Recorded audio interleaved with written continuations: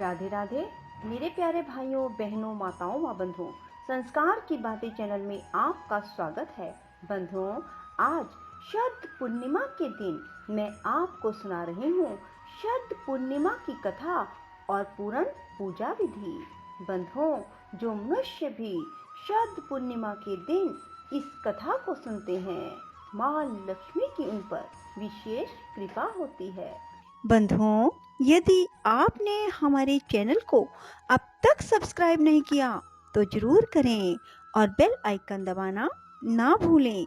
सुनने के बाद कमेंट बॉक्स में जय माँ लक्ष्मी जरूर लिखें। बोलो लक्ष्मी माता की जय हो।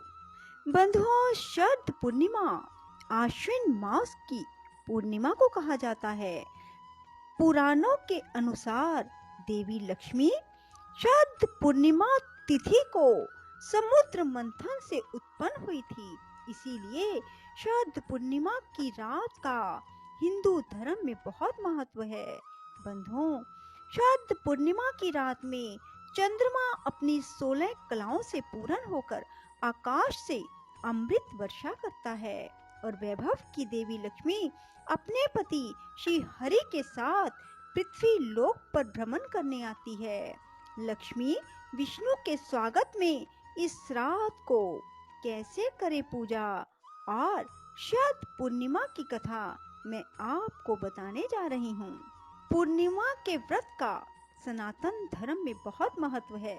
हर महीने में पड़ने वाली पूर्णिमा तिथि पर व्रत करने से भगवान विष्णु और माँ लक्ष्मी की विशेष कृपा प्राप्त होती है।